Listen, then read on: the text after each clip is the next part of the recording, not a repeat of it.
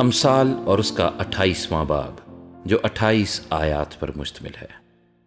اگرچہ کوئی شریر کا پیچھا نہ کرے تو بھی وہ بھاگتا ہے، لیکن صادق شیر ببر کی مانند دلیر ہے۔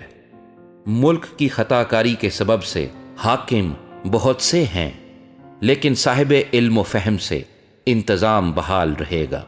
مسکین پر ظلم کرنے والا کنگال مسلا دھار می ہے جو ایک دانہ بھی نہیں چھوڑتا۔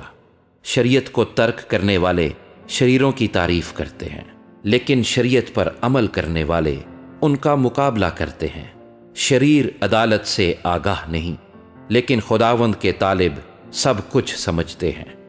راست رو مسکین کجر و دولت مند سے بہتر ہے۔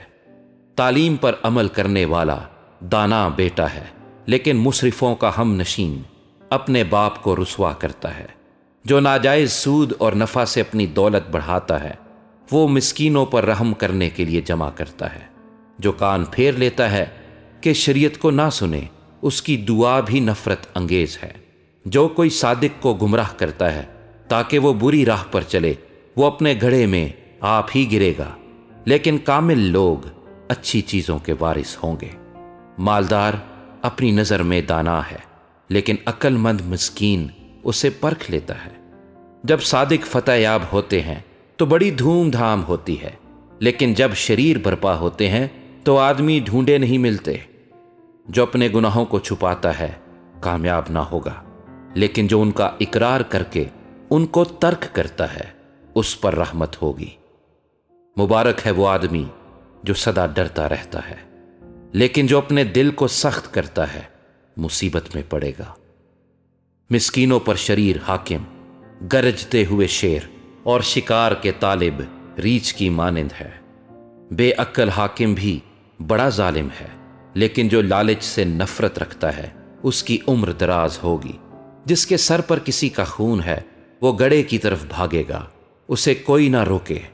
جو راست رو ہے رہائی پائے گا، لیکن کجر و ناگہان گر پڑے گا۔ جو اپنی زمین میں کاشتکاری کرتا ہے روٹی سے سیر ہوگا، لیکن بطالت کا پیرو بہت کنگال ہو جائے گا۔ دیانت دار آدمی برکتوں سے معمور ہوگا، لیکن جو دولت مند ہونے کے لیے جلدی کرتا ہے بے سزا نہ چھوٹے گا۔ طرفداری کرنا خوب نہیں، اور نہ یہ کہ آدمی روٹی کے ٹکڑے کے لیے گناہ کرے۔ تنگ چشم دولت جمع کرنے میں جلدی کرتا ہے، اور یہ نہیں جانتا کہ افلاس اسے آ دبائے گا۔ آدمی کو سرزنش کرنے والا آخرکار زبانی خوشامد کرنے والے سے زیادہ مقبول ٹھہرے گا۔ جو کوئی اپنے والدین کو لوٹتا ہے اور کہتا ہے کہ یہ گناہ نہیں، وہ غارت گر کا ساتھی ہے۔ جس کے دل میں لالچ ہے وہ جھگڑا برپا کرتا ہے، لیکن جس کا توکل خداوند پر ہے وہ فربا کیا جائے گا۔ جو اپنے ہی دل پر بھروسہ رکھتا ہے بے وقوف ہے، لیکن جو دانائی سے چلتا ہے رہائی پائے گا۔ جو مسکینوں کو دیتا ہے محتاج نہ ہوگا، لیکن جو آنکھ چراتا ہے بہت ملعون ہوگا۔ جب شریر برپا ہوتے ہیں تو آدمی ڈھونڈے نہیں ملتے، لیکن جب وہ فنا ہوتے ہیں تو صادق ترقی کرتے ہیں۔